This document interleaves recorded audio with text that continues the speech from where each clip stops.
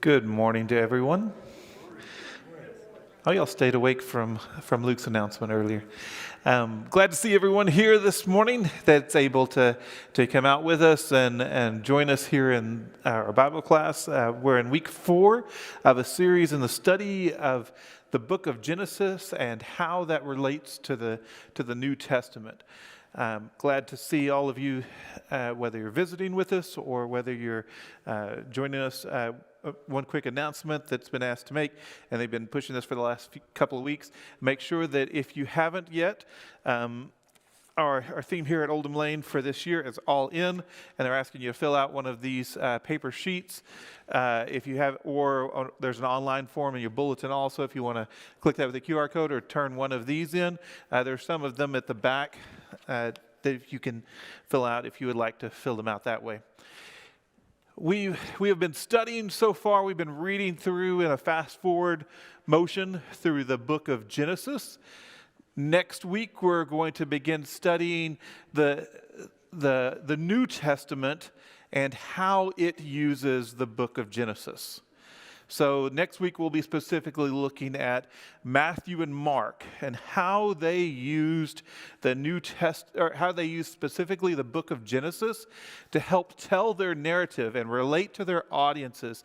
And what were some words, phrases that they used during their narrative of the story of Jesus, and how did they use the narrative of Genesis to bring their audience up to where they were wanting to go through. This week we're going to be looking at the account of Joseph. We're going to be taking a look at how does Joseph play into this story of Genesis. Moses, as the author of Genesis, gives more time in Genesis than he does to Joseph, more time than any other character. It's a striking fact given the significance of Genesis' other main characters. Characters like Adam, Noah, the patriarchs, Abraham, Isaac, and Jacob. This prominence is even more striking considering the apparent insignificance of Joseph and the rest of Scripture. While he's referred to a lot here and we know of his story a lot, he's one of the least referred to characters as we go through the rest of the New Testament. What then do we make of the Joseph story? Why is it so prominent in Genesis? It takes up the 14 final chapters. 14 out of the 50 chapters are dedicated to Joseph and the relationship with his brothers and the story of his prominence. Many Christians fail to notice how Joseph's story contributes to the entire Genesis narrative and to redemptive history in general. Preachers often use Joseph merely to illustrate how divine sovereignty and human responsibility intersect, focusing almost exclusively on, if you turn to Genesis chapter 50, verse 20, when Joseph says, "What you meant for evil, God meant for good," as he's forgiving his brothers. And I've heard many sermons on that, and how how we should relate to our brothers and sisters, that what you meant for evil, God meant for good. And certainly we are meant to read Joseph's life in light of this verse. But God's sovereignty is the major theme in Genesis 37 through 50. And Joseph himself intends for us to interpret his life in light of God's providence. If you look at Genesis chapter 45, verses 1 through 9. But reducing the story to an illustration for the doctrine of compatibilism misses the rich contribution that Joseph's life makes to the storyline of Scripture. God's sovereignty figures largely in the Joseph story because God wants us to see how he puts himself in impossible situations and yet finds a way to keep his covenant promises. No matter what we do, no matter what happens in our lives, God's covenant is what prevails. Joseph highlights how God's providence secures God's promises. In this light, we can see how Joseph uniquely contributes to the conclusion of the Bible's opening book. So let's take a look beginning in Genesis chapter 37. We're going to be specifically looking at Genesis chapters 37, 39, 41 through 48, and then 50 if you're following along, reading along with me. And I think it's important to read through this because I don't want to assume that you know the story of Genesis. And it's good to always go back and get that refresher of how does this play into it, especially as we go into the deeper dive in the second part of this quarter, and how does the story of Genesis fully play into this. If you don't know the story of Genesis, then you don't know how it plays into it. So let's take a look at Joseph's dream. God's story of promise and prosperity moves from Jacob to his son Joseph. Of Jacob's 12 sons, Joseph was clearly Jacob's favorite, leading the rest of Jacob's boys to resent their younger brother. Beginning in chapter 37, Jacob lived in the land where his father had stayed, the land of Canaan. This is the account of Jacob's family line. Joseph, a young man of 17, was tending the flocks with his brothers, the sons of Bilhah and the sons of Zilpah, his father's wives, and he brought their father a bad report about them. Now Israel loved Joseph more than any of his other sons, because he had been born to him in his old age, and he made an ornate robe for him. When his brothers saw that their father loved him more than any of them, they hated him and could not speak a kind word to him. Joseph had a dream, and when he told it to his brothers, they hated him all the more. He said to them, "Listen to this dream I had. We were binding sheaves of grain out in the field when suddenly my sheaf rose and stood upright, while your sheaves gathered around mine and bowed down to it." His brothers said to him, "Do you intend to reign over us? Will you actually rule us?" And they hated him all the more because of his dream and what he had said. Then he had another dream, and he told it to his brothers. "Listen," he said, "I had another dream. And this time the sun and the moon and 11 stars were bowing down to me." When he told his father as well as his brothers, his father rebuked him and said, "What is this dream you had? Will your mother and I and your brothers actually come and bow down to the ground before you?" His brothers were jealous of him, but his father kept the matter in mind. He tells the story, and the story is told here of how he would tell on his brothers as they were out in the field, give a bad report of them, and then tell them the story of his dreams and how those were going to be a part of their future. And his brothers just couldn't handle that. He heightened the family stress when Jacob heightened the family stress when he gave a beautiful coat to Joseph. And Joseph didn't help matters when he twice told his other brothers that he had a dream that they would someday bow down to him. Finally, the brothers had heard enough from their arrogant little brother. They hatched a conspiracy.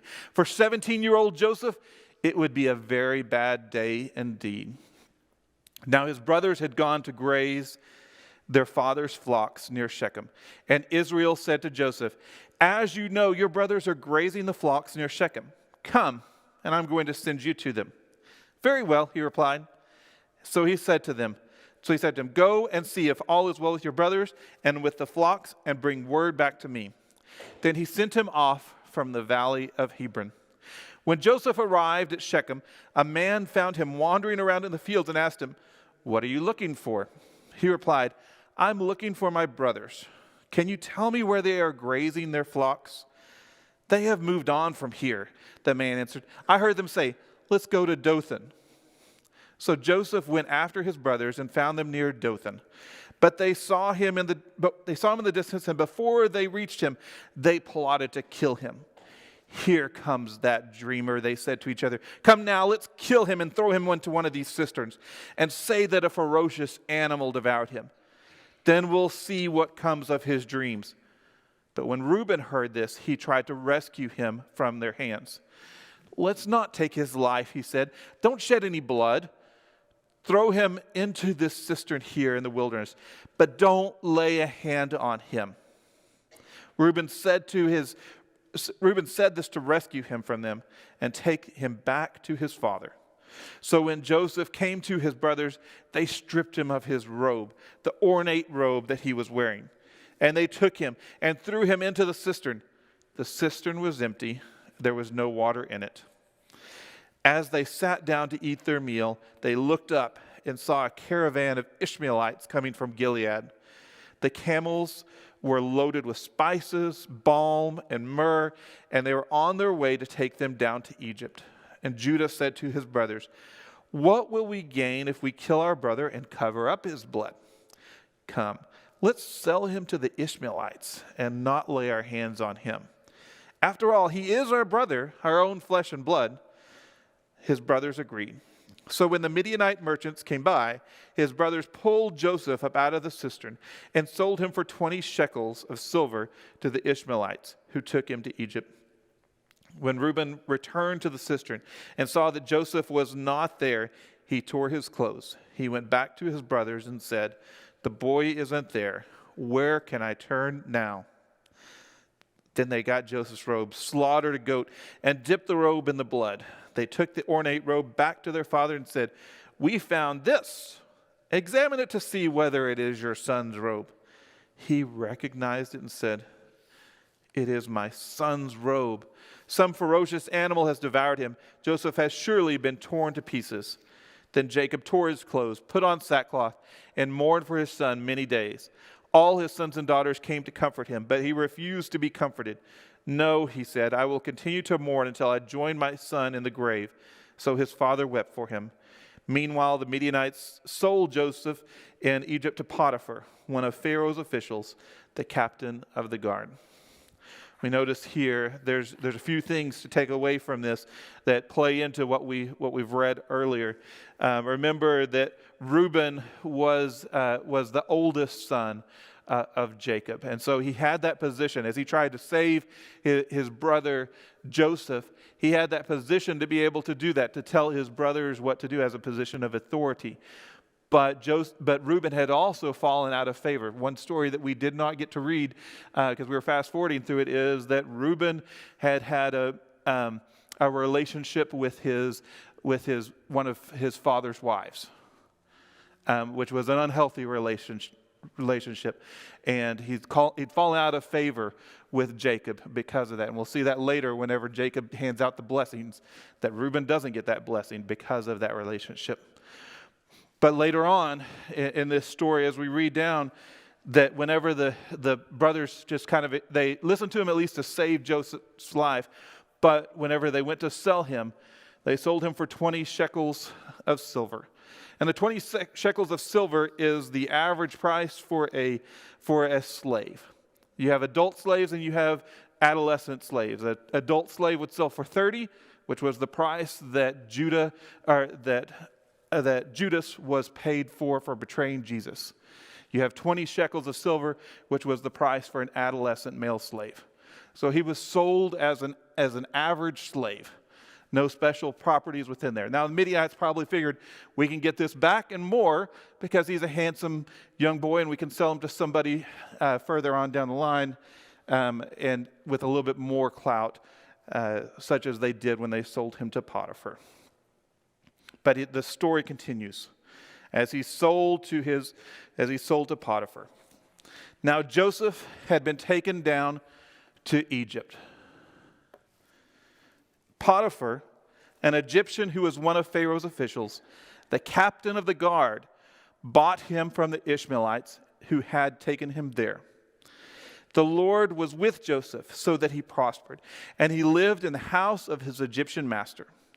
When his master saw that the Lord was with him and that the Lord gave him success in everything he did, Joseph found favor in his eyes and became his attendant.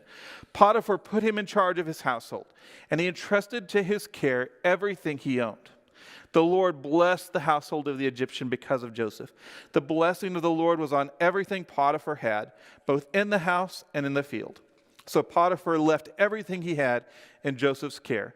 With Joseph in charge, he did not concern himself with anything except the food that he ate. Now Joseph was well built and handsome. And after a while, his master's wife took notice of Joseph and said, "Come to bed with me." But he refused. "With me in charge," he told her, "my master does not concern himself with anything in the house. Everything he owns, he has entrusted to my care. No one is greater in this house than I am. My master has withheld nothing from me except you, because you are his wife. How then could I do such a wicked thing and sin against God?" And though she spoke to Joseph day after day, he refused to go to bed with her or even be with her. One day he went into the house and attended to his duties, and none of the household servants was inside. She caught him by his cloak and said, "Come to bed with me." But he left his cloak in her hand and ran out of the house. When she saw that he had left his cloak in her hand and had run out of the house, she called her household servants. "Look," she said to them, "this Hebrew has been brought to us to make sport of us. He came in here to sleep with me, but I screamed. And when he heard me scream for help, he left his cloak beside me and ran out of the house." She kept his cloak beside her until his master came home. Then she told him the story. "That Hebrew slave you brought us came to make sport of me, but as soon as I screamed for help, he left his cloak beside me and ran out of the house." When his master heard the story, his wife told him, saying, "This is how your slave treated me?" He burned with anger. Joseph's master took him and put him in prison, the place where the king's prisoners were confined. But while Joseph was there in the prison, the Lord was with him. He showed him kindness and granted him favor in the eyes of the prison warden. So the warden put Joseph in charge of all those held in the prison, and he was made responsible for all that was done there. The warden paid no attention to anything under Joseph's care, because the Lord was with Joseph and gave him success in whatever he did. Joseph's typology here you notice that as we go throughout the Old Testament, every one of the characters has a major character flaw. Abraham had problems with his wife Sarai and the trust relationship there. Isaac had the same issue that Abraham had. Jacob had a dysfunctional family system in that he favored one of his children, and he was known as a deceiver from the beginning. Adam was the original fall from sin. Noah was a drunkard after the flood. But notice that as we read through this story of Joseph, this is one of the few characters in the Bible, other than Jesus, that it goes into detail, that there's not a character flaw. He's considered to be righteous because of his actions as well as wisdom, and God is with him. Moses is telling this story to the Israelites as they're escaping from Egypt. They're wandering in the desert. He's writing down this story, and he's telling them this story, and he's finally here to the story of Joseph. And he tells them, you can make good decisions. You had all your fathers, all the forefathers, they trusted in God. They had, even in the midst of their faults, it was their faith in God that made them righteous. But it says but you can make good decisions also. You don't have to have that fatal flaw. You don't have to have that flaw that keeps you out of the promised land. You can make the good decisions. You can have faith and be good. And he shows them this as that example. But in this example here, that you can flee from temptation. When temptation comes to you, even if it seems overwhelming, it's your job to flee from temptation and to go and to live that righteous life. When you know what to do is right, then do it. But sometimes even living a good life doesn't always mean good things happen to you. You may experience some things that happen bad to you even when you made the right choice. And this is in Joseph as an example of that. that even when he made a good choice, things seem like it didn't happen right like it should have. He should have been able to prosper there in Potiphar's house. But God's looking forward to the future. He knows that Joseph has already risen to the highest point he can within Potiphar's house. He's not going to be able to come out of Potiphar's house unless he gets him out of Potiphar's house. So he comes out of Potiphar's house, but he puts him down in a low esteem. He puts him in jail, but in jail he rises to the top.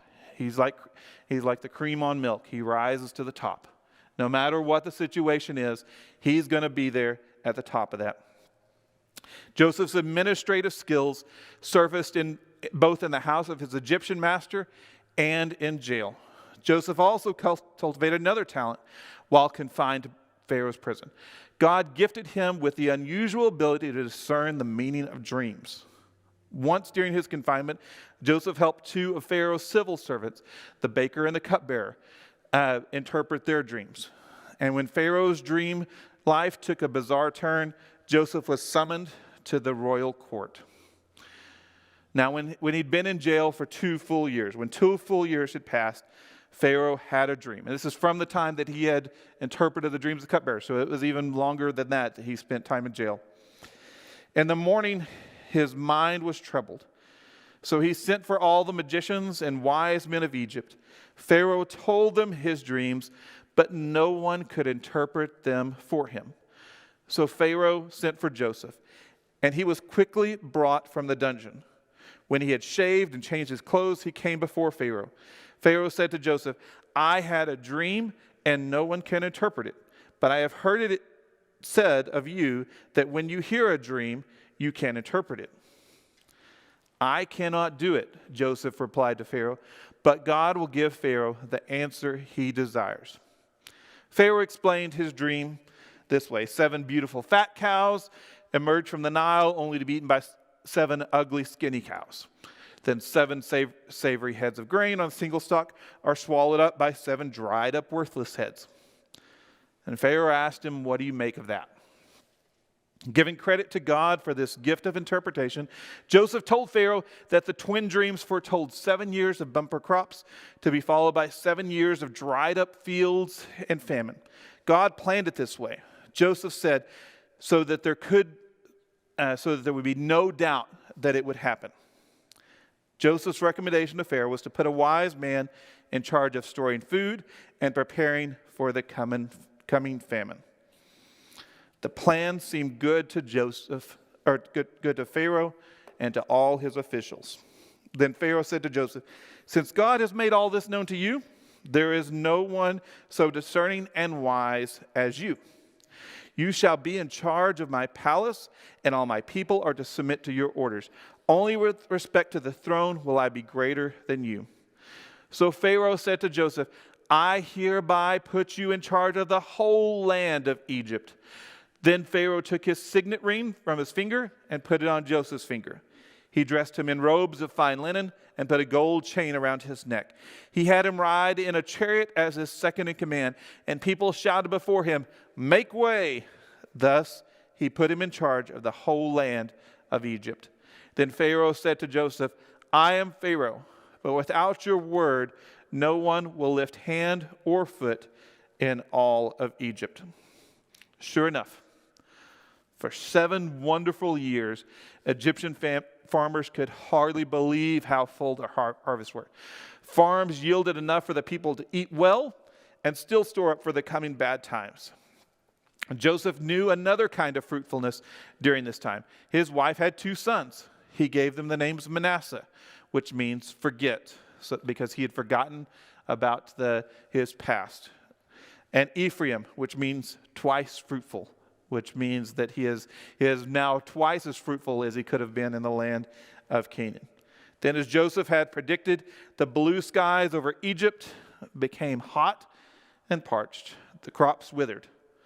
But Joseph had already planned ahead and stored a sufficient supply of food to keep the Egyptians healthy and Pharaoh's foreign trade business even healthier. Even the weather patterns fit into God's bigger plan. Because the drought was so severe, neighboring nations began to approach Egypt for help just to stay alive. He gave it so that the people were trusting on the government, and the government of Egypt was able to provide for not only its people but every nation around. So Egypt became even a greater superpower than it already was. Greater superpower than if it had just been them that had been rich with food. Because of Joseph's administrative skills, now they became a large superpower, because now the other nations owed Egypt, and Egypt was able to buy up land from all the other nations around them and grow in power beyond what they could during these 7 years. But just when things look like they're going great, look who shows up to Joseph. When Jacob learned that there was grain in Egypt, he said to his sons, "Why do you keep looking at each other?" He continued, "I have heard that there is grain down in Egypt. Go down there and buy some for us, so that we may live and not die." Then 10 of Joseph's brothers went down to buy grain from Egypt. But Jacob did not send Benjamin, Joseph's brother, with the others, because he was afraid that harm might come to him. So Israel's sons were among those who went to buy grain, for there was famine in the land of Canaan also. Now Joseph was the governor of the land, the person who sold grain to all its people. So when Joseph's brothers arrived, they bowed down to him with all their faces to the ground. As soon as Joseph saw his brothers, he recognized them, but he pretended to be a stranger and spoke harshly to them. "Where do you come from?" he asked. "From the land of Canaan," they replied, "to buy food." Although Joseph recognized his brothers, they did not recognize him. Then he remembered his dreams about them and said to them, "You are spies. You have come to see where our land is unprotected." "No, my lord," they answered. "Your servants have come to buy food. We are all the sons of one man. Your servants are honest men, not spies." "No," he said to them, you have come to see where our land is unprotected." But they replied, "Your servants were 12 brothers, the sons of one man, who lives in the land of Canaan.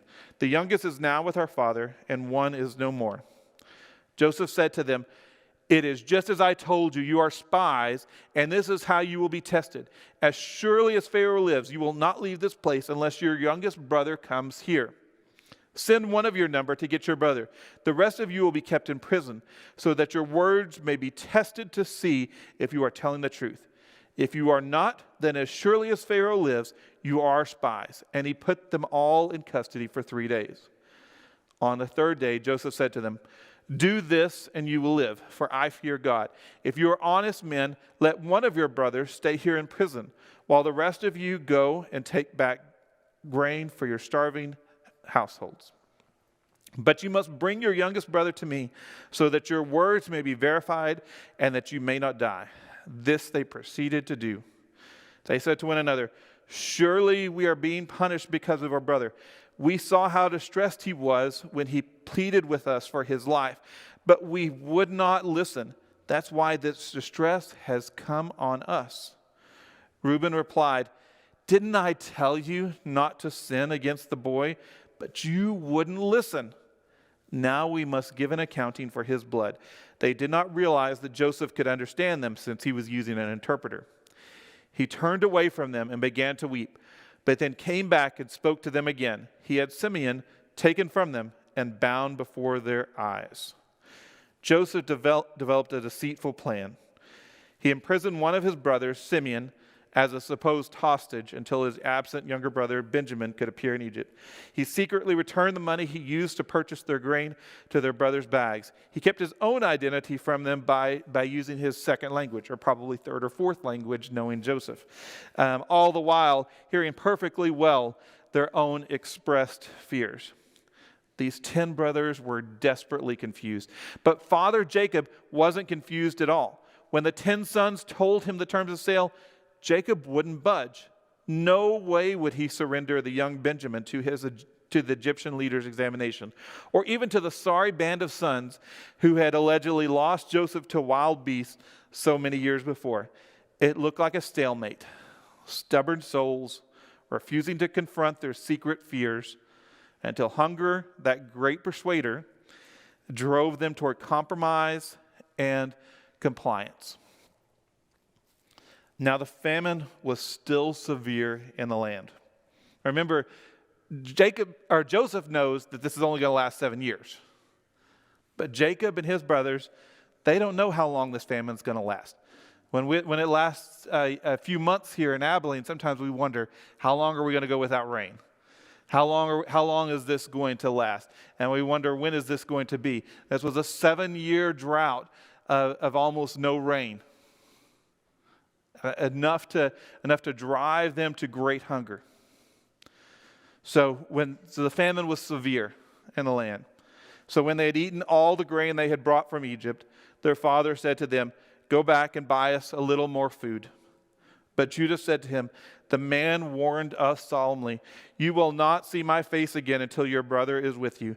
If you will send our brother along with us, we will go down and buy food for you. But if you will not send him, we will not go down, because the man said to us, you will not see my face again unless your brother is with you.' Then their father Israel said to them, 'If it must be, then do this. Put some of the best products of the land in your bags and take them down to the man as a gift. A little balm and a little honey, some spices and myrrh, some pistachio nuts and almonds.'" This is oddly specific on what they're taking down there, but that's beside the point. "Take your brother also and go back to the man at once. And may God Almighty grant you mercy before the man, so that he will let your other brother and Benjamin come back with you. As for me, if I am bereaved, I am bereaved." So the men took the gifts and double the amount of silver, and Benjamin also. They hurried down to Egypt and presented themselves to Joseph. When Joseph came home, they presented to him the gifts they had brought into the house, and they bowed down before him to the ground. He asked them how they were, and then he said, "How is your aged father you told me about? Is he still living?" They replied, "Your servant, our father, is still alive and well." And they bowed down, prostrating themselves before him. As he looked about and saw his brother Benjamin, his own mother's son, he asked, "Is this your youngest brother, the one you told me about?" And he said, "God be gracious to you, my son." Deeply moved at the sight of his brother, Joseph hurried out and looked for a place to weep. He went into his private room and wept there. After he had washed his face, he came out and, controlling himself, said, "Serve the food." The men had been seated before him in the order of their ages, from the firstborn to the youngest, and they looked at each other in astonishment. When portions were served to them from Joseph's table, Benjamin's portion was 5 times as much as everyone else's. So they feasted and drank freely with him. Now Joseph gave these instructions to the steward of his house: "Fill the men's sacks with as much food as they can carry, and put each man's silver back in the mouth of his sack. Then put my cup, the silver one, in the mouth of the youngest one's sack, along with the silver for his grain." And he did as Joseph said. As morning dawned, the men were on their way with their donkeys. They had not gone far from the city when Joseph said to his steward, "Go after those men at once, and when you catch up to them, say to them, 'Why have you repaid good with evil? Isn't this the cup my master drinks from and also uses for divination? This is a wicked thing you have done.'" When he caught up to them, he repeated these words to them. But they said to him, "Why does my Lord say such things? Far be it from your servants to do anything like that. We even brought back to you from the land of Canaan the silver we found in the mouths of our sacks. So why should we steal silver or gold from your master's house? If any of your servants is found to have it, he will die, and the rest of us will become my Lord's slaves." "Very well then," he said, "let it be as you say. Whoever is found to have it will become my slave. The rest of you will be free from blame." Each of them quickly lowered his sack to the ground and opened it. Then the steward proceeded to search, beginning with the oldest and ending with the youngest. And the cup was found in Benjamin's sack. At this, they tore their clothes. Then they all loaded their donkeys and returned to the city. Joseph was still in the house when Judah and his brothers came in, and they threw themselves to the ground before him. Joseph said to them, "What is this you have done? Don't you know that a man like me can find things out by divination?" "What can we say to my lord?" Judah replied. "What can we say? How can we prove our innocence? God has uncovered your servant's guilt. We are now my lord's slaves, we ourselves and the one who was found to have the cup." But Joseph said, Far be it from me to do such a thing. Only the man who was found to have the cup will become my slave. The rest of you go back to your father in peace." Then Judah went up to him and said, "Pardon your servant, my lord. Let me speak a word to my lord. Do not be angry with your servant, though you're equal to Pharaoh himself." Joseph makes himself known. Your servant my father said to us, "You know that my wife bore me 2 sons. One of them went away from me, and I said, 'He has surely been torn to pieces,' and I have not seen him since. If you take this one from me too, and harm comes to him, you will bring my gray head down to the grave in misery. So now if the boy is not with us when I go back to your servant my father, and if my father, whose life is closely bound up with the boy's life, sees that the boy isn't there, he will die. Your servants will bring the gray head of our father down to the grave in sorrow. Your servant guaranteed the boy's safety to my father. I said, if you do not bring him back to you, I will bear the blame before you, my father, all my life. Now then, please let your servant remain here as my lord's slave in place of the boy, and let the boy return with his brothers. How can I go back to my father if the boy is not with me? No, do not let me see the misery that would come on my father." Joseph realizes that his brothers have changed. It was when they were upset about the boy a long time ago, that was before them as the dreamer, Joseph himself. They were more than willing to turn him over as a slave.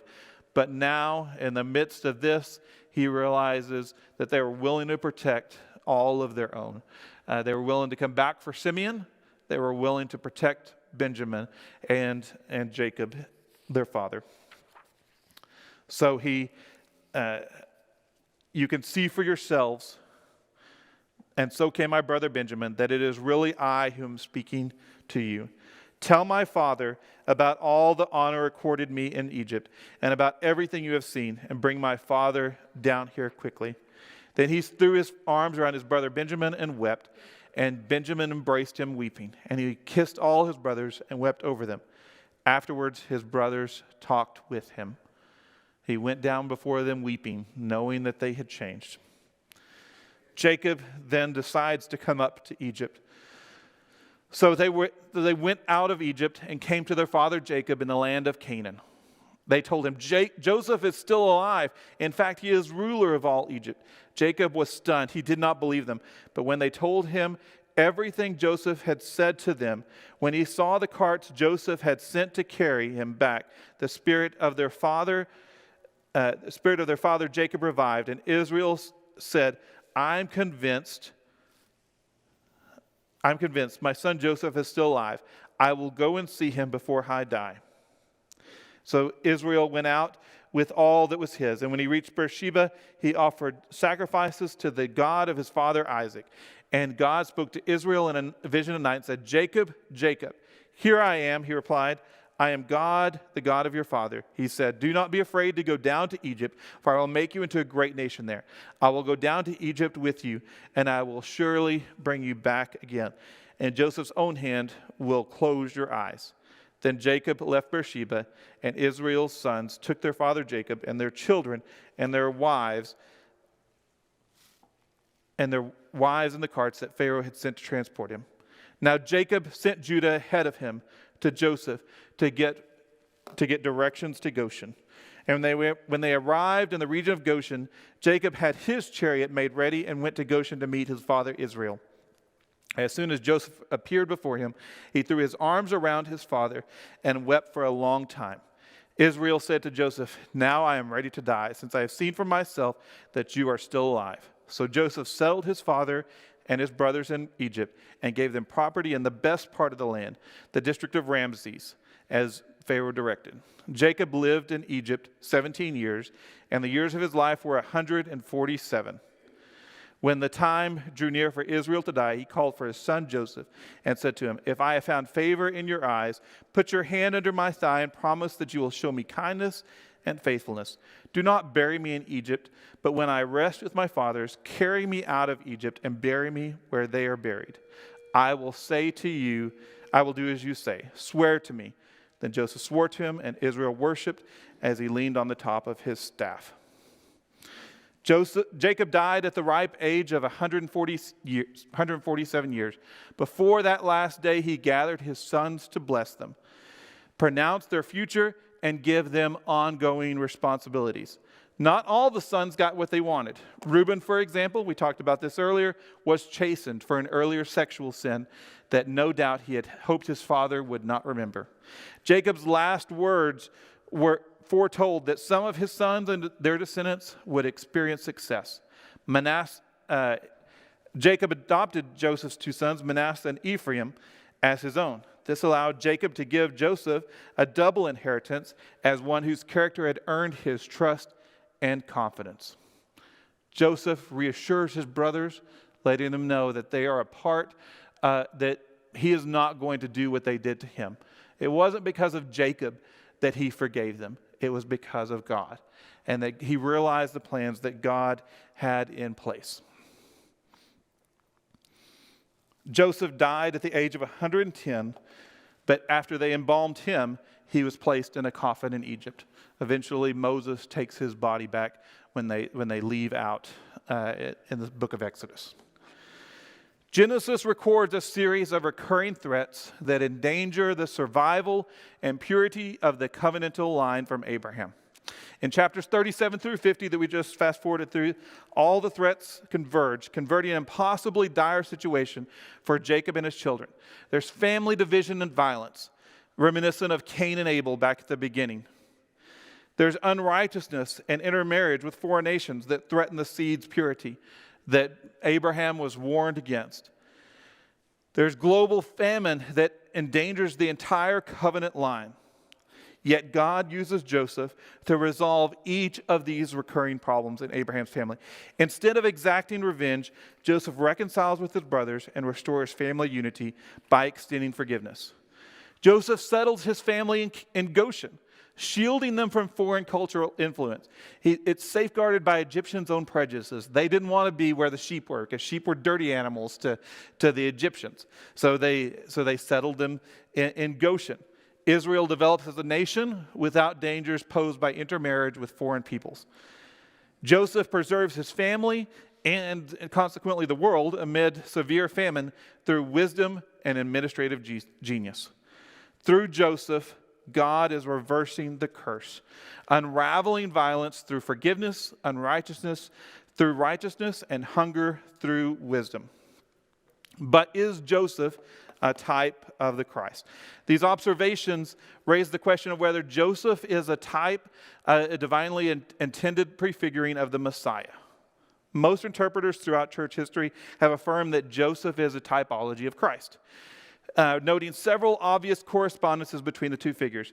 Joseph is a favored son, rejected by his brothers, and yet through faithfulness and suffering ascends to the highest throne in the land. Yet these similarities are not only the points of contact between Joseph and Jesus.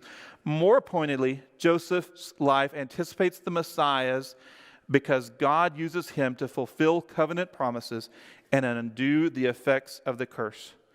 By drawing a line from Joseph to the future king from Judah, Moses explicitly folds the Joseph narrative into Israel's larger story, which will culminate with the Messiah.